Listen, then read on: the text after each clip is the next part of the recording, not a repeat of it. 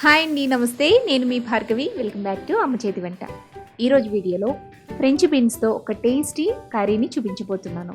జనరల్గా French beans డైరెక్ట్గా వండుకునే కన్నా కూడా ఎక్కువగా చైనీస్ రెసిపీస్లో యూస్ చేస్తూ ఉంటాం కదా.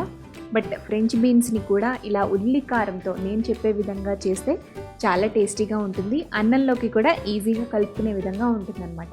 సో మరి లేట్ చేయకుండా ఉల్లి కారంతో టేస్టీగా చేసుకునే ఈ ఫ్రెంచ్ బీన్స్ రెసిపీని ఎలా చేసుకోవాలో చూసేద్దాం. దీనికోసం ఫస్ట్ ఒక మిక్సీ జార్ తీసుకుని అందులోకి 2 టీ స్పూన్ల దాకా ధనియాలు వేసుకోండి. అలాగే కారానికి తగ్గట్టుగా 5 లేదా 6 ఎండుమిర్చి వేసుకోండి. ఇందులోనే కొద్దిగా చింతపండు వేసి ఫస్ట్ ఫైన్ పౌడర్ లాగా బ్లెండ్ చేసుకుని పెట్టుకోండి. నెక్స్ట్ ఇందులోకి 5 లేదా 6 వెల్లుల్లి రెబ్బలు, అలాగే ఒక పెద్ద ఉల్లిపాయని కట్ చేసుకుని వేసుకోండి. ఫుల్ కప్పు ముక్కలు వేసుకోండి. ఇప్పుడు వీటన్నిటిని కూడా కొద్దిగా కోర్స్గా బ్లెండ్ చేసుకుని పక్కన పెట్టుకోండి. ఉల్లికారం రెడీ అయిపోయిందండి. దీన్ని పక్కన పెట్టేసుకుని స్టవ్ మీద ఒక కడాయిని ఉంచండి. అందులోకి 2 టేబుల్ స్పూన్ల దాకా ఆయిల్ వేసి తాలింపు గింజలు వేసుకోండి. ఈ తాలింపు కొంచెం వేగిన తర్వాత చిన్న ముక్కలుగా కట్ చేసి పెట్టుకున్న ఫ్రెంచ్ బీన్స్ని 1/2 కేజీ దాకా ఇందులోకి యాడ్ చేసుకోండి.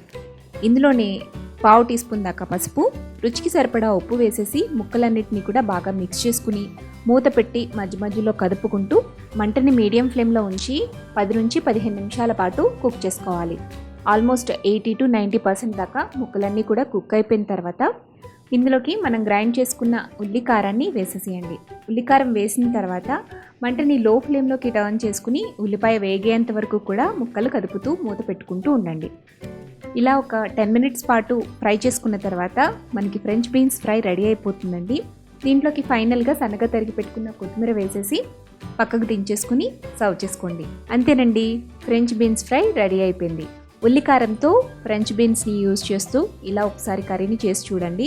చాలా టేస్టీగా ఉంటుంది. మీరు తప్పకుండా ఈ రెసిపీని ట్రై చేశాక మీకు ఎలా వచ్చిందో నాకు కామెంట్ చేయడం మర్చిపోవద్దు.